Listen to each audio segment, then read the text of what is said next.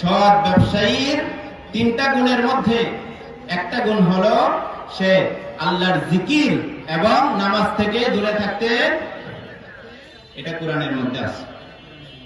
আল্লাহ তাআলা বলেন রিজালুল লা তুলহিহিম তিজারাতুন ওয়ালা বাইউন আন যিকরিল্লাহ ওয়ালা বাইউন আন যিকরিল্লাহ ওয়া ইকামিস সালাহ। অপরায়ত আল্লাহ বলেন ইয়া আইয়ুহাল্লাযীনা আমানু ইযা নুদিয়া লিস-সালাতি মিন ইয়াউমিল জুমআতি ফাসআউ ইলা যিকরিল্লাহি ওয়া যারুল বাই' যালিকুম খায়রুল লাকুম ইন কুনতুম তা'লামুন। সৎ ব্যবসায়ীর মধ্যে তিনটা গুণ থাকবে, তার মধ্যে একটা হলো এই সৎ ব্যবসায়ী যে নাকি হতে চায়, এক নম্বর গুণ হলো আল্লাহর জিকির থেকে নামাজ থেকে দূরে থাকতে পারবে না। যেমন আল্লাহ তাআলা এই আয়াতের মধ্যে স্পষ্ট জানিয়ে দিয়েছেন রিজালুল লা তুলহিহিম তিজারাতুন ওয়ালা বাইউন আন যিকরিল্লাহ। রিজালুল্লাহ তারাই তো আল্লাহ তাআলার কাছে শ্রেষ্ঠ ব্যবসায়ী। কারা? যাদেরকে তাদের ব্যবসা বাণিজ্য জিকির থেকে নামাজ থেকে দূরে রাখতে পারে না। জিকির থেকে নামাজ থেকে দূরে রাখতে পারে না। আল্লাহ তাআলা নিজে সার্টিফিকেট দিচ্ছেন যে তারাই হলো আল্লাহর কাছে শ্রেষ্ঠ ব্যবসায়ী। সুবহানাল্লাহ। সূরাতুল জুমআর মধ্যে আল্লাহ বলেন ইয়া আইয়ুহাল্লাযীনা আমানু ইযা নুদিয়া লিস-সালাতি মিন ইয়াউমিল জুমআহ।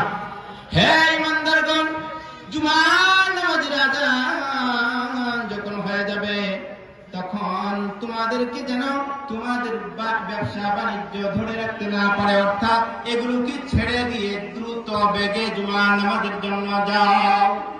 ব্যবসা বাণিজ্য যেন তোমাদেরকে আটকে না রাখতে পারে, এগুলোকে ছেড়ে দাও। ওয়াদারুল বাইআ, ব্যবসা বাণিজ্যকে ছেড়ে দাও। ছেড়ে যাবে কোথায়? আল্লাহ বলেন ফাসআউ ইলা যিকরিল্লাহ, জিকিরের দিকে যাও, অর্থাৎ জুমার নামাজের দিকে যাও। তাহলে এখান থেকে বোঝা গেল ব্যবসায়ী যদি সৎ হতে চায়, সৎ ব্যবসায়ী যদি হতে চায়, তাহলে এক নম্বর গুণ হলো তার মধ্যে আল্লাহ তাআলাকে ভুলা যাবে না এবং নামাজ থেকে দূরে থাকা যাবে। রাজি আছেন তো ইনশাআল্লাহ?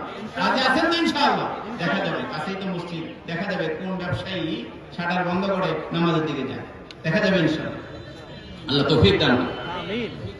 দুই নম্বর গুণ যেটা থাকতে হবে, দুই নম্বর গুণ যেটা থাকতে হবে সেটা হলো সত্য বলতে হবে। ব্যবসার মধ্যে কি বলতে হবে বলেন? সত্য বলতে হবে। হাদিস শরীফ প্রমাণ করে তিনটা গুণ থাকতে হবে, তাহলে এই ব্যবসায়ী সৎ হিসাবে প্রমাণ হবে। তিনটা গুণ হাদিস শরীফের মধ্যে আসছে। রাসূল সাল্লাল্লাহু আলাইহি ওয়াসাল্লাম বলেন আত-তুজ্জারুন ইউবাসুনা ইয়াওমাল কিয়ামাতি ফুজ্জারা ইল্লা মান ইত্তাকাল্লাহ ওয়া বাররা ওয়া সাদাকা।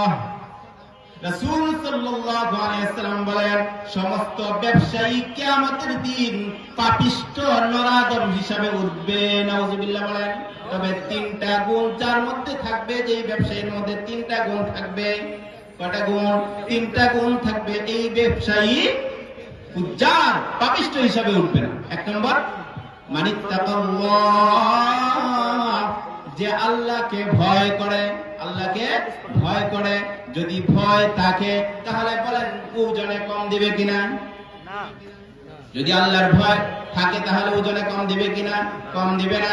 যদি আল্লাহর ভয় থাকে তাহলে পচাটা দিবে না। আলু একটা পচা ভিতরে ঢুকিয়ে দিছে, পেঁয়াজ দুটা পচা ভিতরে ঢুকিয়ে দিছে, জানে আপেল এটা পচা নষ্ট, তারপরে ভিতরে ঢুকিয়ে দিয়েছেন। রাসূল সাল্লাল্লাহু আলাইহি ওয়াসাল্লাম বলেন ব্যবসায়ীর মধ্যে গুণ থাকতে হবে মানিত্তাকাল্লাহ, আল্লাহকে ভয় করতে হবে। ওয়া বাররা, সৎ হতে হবে। ওয়া সাদাকা, সত্য বলতে হবে। তাহলে তিনটা গুণ থাকতে হবে ব্যবসায়ীর মধ্যে। রাসূল বলেন এক নম্বর আল্লাহকে ভয় করতে হবে, দুই নম্বর সৎ কর্মশীল হতে হবে। 3 নম্বর ব্যবসার মধ্যে সত্য বলতে হবে। সত্য বলতে। এখন তো আমরা সততা কি জিনিস এটাই বুঝি না। সততা কি জিনিস ব্যবসার মধ্যে এটাই বুঝি না। বলে যে হুজুর সত্য যদি থাকি ব্যবসার লাল বাতি জ্বলবে, সৎ পথে যদি চলতে যায় ব্যবসার নাকি লাল বাতি জ্বলবে। নাউজুবিল্লাহ। অথচ ব্যবসা করেছেন যারা পূর্বের যুগে সৎ ব্যবসায়ী যারা ছিলেন, আল্লাহ নিজে তাদেরকে সাহায্য করেছেন। সুবহানাল্লাহ। ইমাম বুখারীর নাম শুনেছেন আপনারা, যে উনি এক সময় ব্যবসা করতেন। সুবহানাল্লাহ। এত বড় মুহাদ্দিস, হাদিস বিশারদ, 6 লক্ষ হাদিস ওনার সিনা মুবারকে ছিল। সুবহানাল্লাহ। 6 লক্ষ হাদিস। কয়টা জানেন আপনারা? কয়টা হাদিস জানি আমরা? 6 লক্ষ হাদিস ইমাম বুখারী রাহমাতুল্লাহ জানতেন। এই ইমাম বুখারী এক সময় ব্যবসায়ী ছিলেন, সৎ ব্যবসায়ী। কেমন সৎ ব্যবসায়ী? ছোট্ট একটা ঘটনা। ইমাম বুখারী রাহমাতুল্লাহ ব্যবসা